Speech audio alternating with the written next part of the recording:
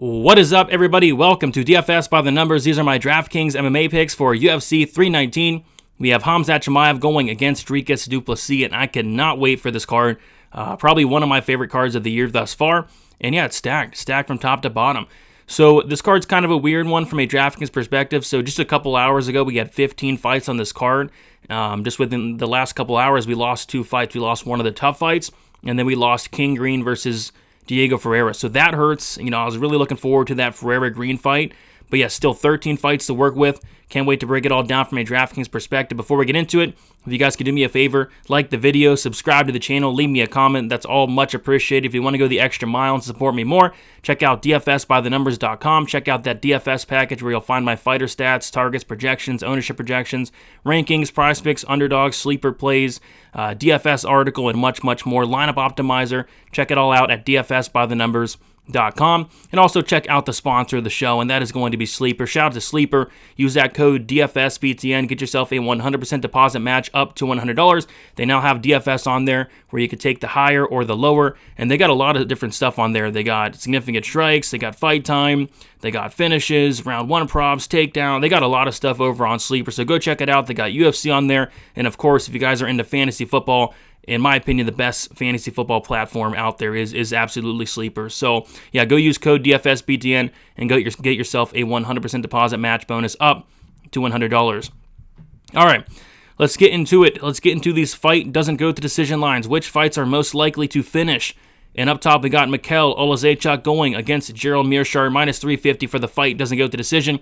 And yeah, it seems like a very binary fight. Either Mikhail Olazechuk is touching the chin of Gerald Mearshart, or this fight hits the ground and Gerald Mearshart is getting the submission. I think it's as simple as that. I do lean towards Mikhail Olazechuk here getting that early knockout, but if the fight hits the ground at any point in time, there's going to be serious trouble. So phenomenal fight to target there. I think somebody's getting served.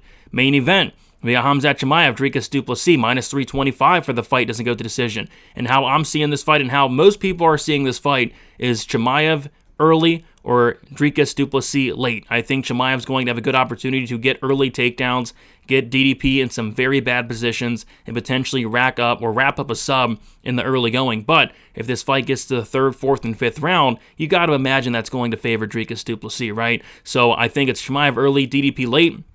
Both guys are very much in play. Khamzat sitting at 8,900, DDP sitting at 7,300. I would be kind of surprised if the winner did not find its way onto the optimal lineup this week. Next, we got Carlos Praches versus Jeff Neal. And yeah, this is one where I could see a world where this does go the distance, just because both guys are pretty durable. I know Praches has been finished a lot, but those finish losses did come a very long time ago, and Jeff Neal does have a very good chin as well. And it's a weird one. I can see this, if this does go the distance, it can be very competitive. Praches is kind of a slow starter. That Giles fight, the whole Gary fight, he was a slow starter. And if this does go the distance, Jeff Neal at 7,100, could be looking, pretty solid. I think if there's a finish in this fight, it is probably Praches touching the chin of Jeff Neal, and that's definitely on the table, considering Praches does hit very hard. But yeah, I think it's a solid fight to target overall. I think it's going to be a pretty high volume affair over the course of 15 minutes, or somebody might get knocked out, so I don't mind it whatsoever. Next, we got Brian Battle going against Nursultan Ruziboev. And yeah, I kind of like Nursultan here as a dog. 7,600 is kind of where I'm leaning this one. I think he has the majority of the finishing upside. Brian Battle probably the minute winner here, but I think the fight, when the fight's on the feet, it's going to be close. The volume of Battle versus the big shots of Ruziboev. There's not a ton of dogs I like this week, but Ruziboev's kind of that one dog that I don't mind down low. Getting into the core plays, up top, we got Chase Hooper, 9,300. Love me some Chase Hooper in this matchup. It just seems like a tailor-made matchup where he's going against a guy in Alexander Hernandez who, is probably going to have some success in the early going, but we've just seen it time and time again when somebody pushes the pace, when somebody pressures Alexander Hernandez, he breaks, he crumbles, he falls apart, and he gets finished. Second, third round. That's how I'm seeing this fight play out. Hooper's going to push a pace. There's no doubt about that. And if he's able to get this fight down to the ground, work that ground and pound, that submission game, I think a late Hooper finish is very much in play here. Next, we got Luke Godinez, 8,400. So one thing I want to mention is this Godinez-Andrade fight, I think it's going to be one of the most important fights on the card. Because you look at Andrade in her fights, and she's either scoring incredibly in a win. Like if Andrade wins her fight, she's probably going to be the highest scoring underdog. So Andrade as a dog makes a lot of sense. On the flip side, when Andrade is losing, she is giving up a ton of points, and you got to imagine the game plan here for Loopy is going to be able to get takedowns. Loopy can wrestle. Andrade can't. I mean, Andrade, her takedown defense does not look great this latter half of her career. Her ground games look non-existent, so I think if Loopy comes out here and fights smart, she's going to put up a phenomenal score. If she goes out there and fights dumb like she has in the past, Andrade is going to put up a phenomenal score. So I think this is a very, very good fight to target. I don't think it's going to be that high owned on either side, and I think the winner has a good chance of finding her way onto the optimal lineup. Next, we got Mikhail Olazechuk, 9,000. And yeah, I don't mind some Mikhail Olazechuk here sitting at 9,000. I think he's going to get that early knockout. I do have some concerns about, well, I do have a lot of concerns if this fight hits the ground. If this fight hits the ground, there's going to be a serious problem against Gerald Meerschaert, and Olazechuk has been submitted a few times. So yeah, Meerschaert down low as a pump play makes sense, but I think Meerschaert, he's kind of getting towards the end of his career a little bit. He's slowing down a little bit, and I think that we see Mikhail touch the chin and touch the chin pretty early on. So yeah, give me Mikhail here, and I like him a decent amount at 9,000.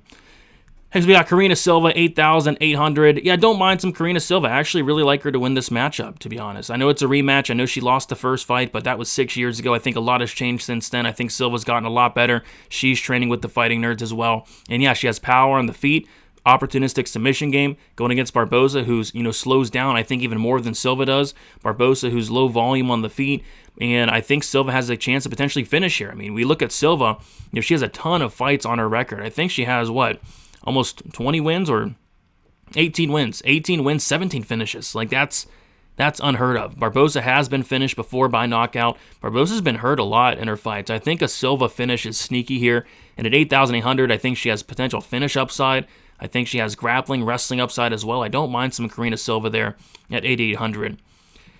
Getting into the GPP plays here, Carlos Praches, 9,100. Yeah, I mean, I can see a scenario where he goes out there and flatlines Jeff Neal in the first round. And if that happens, he's going to obviously score very well. He just needs to start earlier. If I knew for a fact that he'd start earlier, he'd get going earlier, let his hands go in that first round, I'd be a lot more confident in playing him. I'd play a lot more of him. My concern is he does take a little bit to get going, and this fight does get extended. And if that's the case, I'm not sure he's going to make his way onto the optimal lineup, but I think he's a fine play. He has some upside, but there's other options I do like more.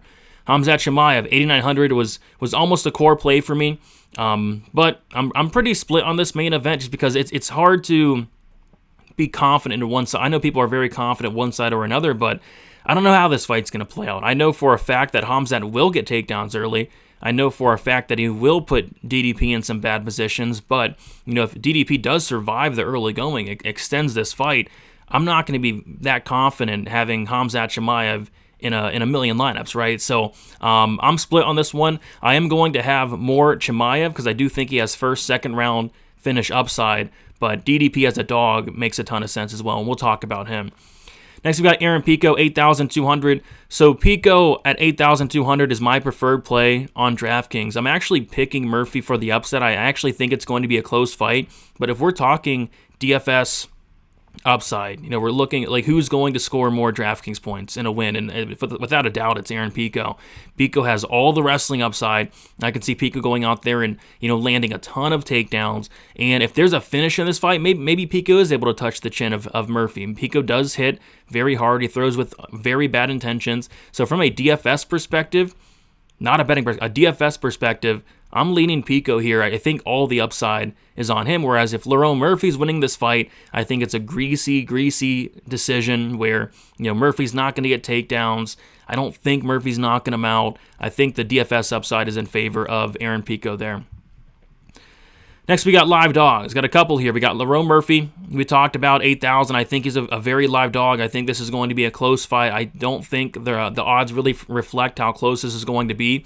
I favor Pico in the wrestling. I favor Murphy in the striking. I can see this going to decision. And if you're looking for a live dog, Murphy, I think, is live. Jessica Andrade, potential live dog here, 7,800. If she wins, she's going to score a ton. She always does. Whenever she's winning fights, she is putting up a ton of points. And if Lupi goes out there and fights not optimally and doesn't wrestle, Andrade not only will win this fight, but she's going to score very handsomely as well. So, yeah, it all comes down to Loopy, you know, how she approaches this fight. She's fought smart in the past, but she's also came in there with really bad game plans in the past as well. Nursultan Ruziboev, 7,600. I don't mind some Ruziboev here. You get a $1,000 price savings off of Brian Battle, what I think is either a close fight, and if it's not a close fight, it probably means that Nursultan was able to catch Brian Battle, who has a 44% striking defense, and Nursultan, we know it, he has a ton of power, he has sneaky grappling ability as well, and I think it being a close fight. I think Battle's going to be landing more in terms of the volume, but, you know, Nursultan's going to be landing some very big shots. We'll see if the chin and Brian Battle can hold up, but in terms of a live dog, I absolutely think that Nursultan's very live here. And then we got Dricus du Plessis, 7,300. Yeah, I mean, if Dricus is winning, I mean, it's hard to not imagine him finding his way onto the optimal lineup at this price tag, especially 7,300. He's going to have to weather an early storm, we know that, but if this fight reaches that third, fourth, fifth round, I think it's going to be Dricus at that point. So, yeah, Dricus makes a lot of sense. I'm split on the main event. My lean is Chimaev. I'll have a little bit more Chimaev, but Dricus as an underdog makes some sense here for sure.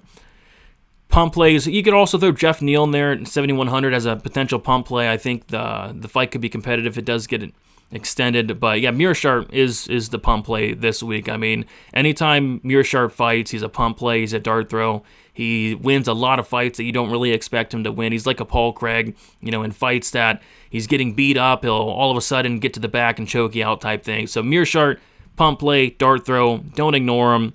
This guy has like 1 million submissions, and Mikhail Olazechuk's been submitted like 1 million times. So, yeah, don't mind Meerschaert as a pump play. And then the fade is going to be Michael Page, 8,700. And I like Page a lot to win this matchup, actually. But if we're talking DraftKings perspective, it's like this guy has no volume, and he's landing about 2.5 significant strikes per minute. With that said, he's limiting his opponent's volume even more. His opponents are landing like 1 strike per minute. It's ridiculous. And if he's not knocking out Cannonier in the first round, I think he's going to score absolutely horribly. So, yeah, if you're playing Michael Page, you're really banking on a first-round knockout. And although I think the knockout can be live, you know, I don't think it's as likely, and I think I'd rather take my chances with, you know, guys like Chimaev, guys like Mikhail Olazechuk, guys like Chase Hooper, guys like that. So, yeah, don't mind me some Michael Page there. All right. Did I forget? Did I talk about Barbosa? I don't think I talked about Barbosa. But, yeah, Barbosa is another GPP play I don't mind going against your car close. I kind of think it's close decision or Edson Barbosa by knockout. But, yeah, don't want to skip Barbosa there. And I also think that Barbosa close fight is a good one to target as well as a whole, just due to the fact that it could be close via the wrestling or Barbosa via knockout. All right, that is about it, guys. Thank you so much for watching. Enjoy the fight. Should be a fun card. Looking forward to it from a DraftKings perspective. If you guys could do me a favor on your way out, like the video, subscribe to the channel, and then also check me out at dfsbythenumbers.com. DFS article has been posted. Going to be working on these ownership projections and start building lineups probably after the weigh-in. So looking forward to this card. Best of luck, everybody, and we'll talk to you soon. See you later.